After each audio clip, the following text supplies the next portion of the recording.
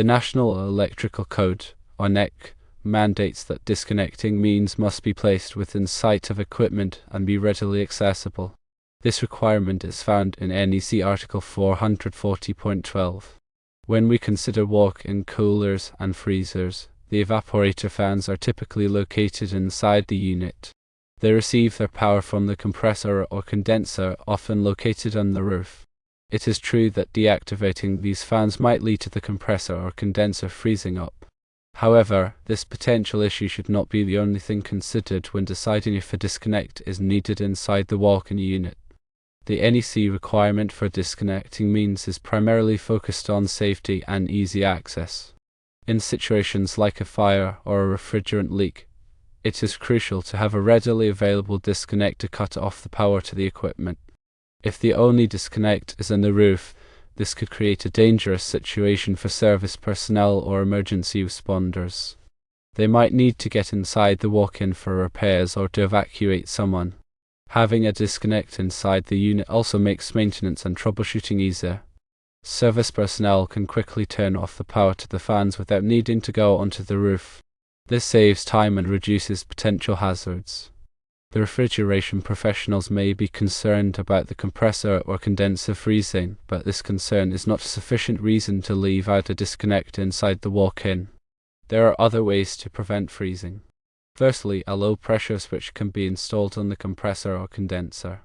Secondly, a freeze protection thermostat can be used to shut off the compressor if the temperature gets too low.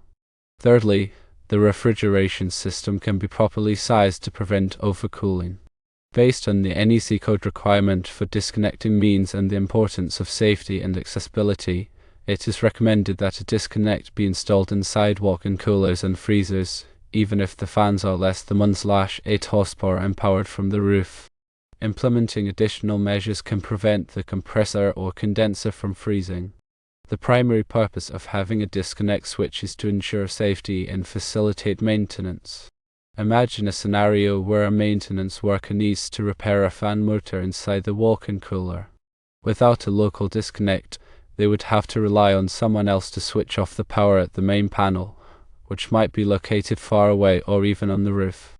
This not only wastes time, but also introduces the risk of accidental energization while the worker is performing the repair. A local disconnect switch allows the worker to energize the circuit immediately, providing a safe working environment. Moreover, in emergency situations such as an electrical fire or a refrigerant leak, a readily accessible disconnect switch can be crucial in preventing further damage or injury. Emergency responders can quickly shut off the power to the equipment without having to search for the main panel or climb onto the roof. This can significantly reduce the risk of electrical shock or explosion. While it is understandable that refrigeration professionals may be concerned about the potential for freezing the compressor or condenser if the fans are turned off, this risk can be mitigated by implementing appropriate control strategies. For example, a low-pressure switch can be installed in the compressor to monitor the suction pressure. If the pressure drops below a certain threshold, indicating a potential freeze-up condition, the switch can automatically shut off the compressor. This prevents the compressor from running under abnormal conditions and potentially damaging itself. Another option is to use a freeze protection thermostat, which monitors the temperature of the evaporator coil. If the temperature drops too low, the thermostat can shut off the compressor or activate a heating element to prevent freezing. In addition to these control strategies, it is important to properly size the refrigeration system to avoid overcooling. An oversized system can cause the compressor to cycle on and off frequently, which can lead to temperature fluctuations and increase the risk of freezing. By selecting the appropriate size compressor and evaporator coil, the system can operate more efficiently and maintain a stable temperature. The NEC requirement for disconnecting means is not intended to hinder the operation of refrigeration equipment, but rather to ensure the safety of workers and emergency responders.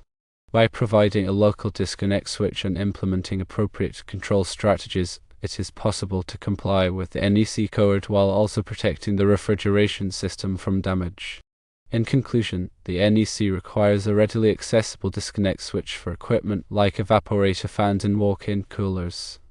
While freezing is a valid concern, it can be addressed through other means, ensuring both safety and proper equipment operation. Always prioritize safety by adhering to the NEC guidelines and implementing appropriate control measures. Consider the long-term benefits of installing a disconnect switch, including increased safety, easier maintenance, and reduced risk of equipment damage. By investing in a disconnect switch, you are not only complying with the NEC code but also protecting your workers, your equipment, and your business. Therefore, a disconnect should be installed for walk-in coolers and freezers. Remember to consult with a qualified electrician and refrigeration technician to ensure that the disconnect switch is properly installed and that the appropriate control strategies are implemented.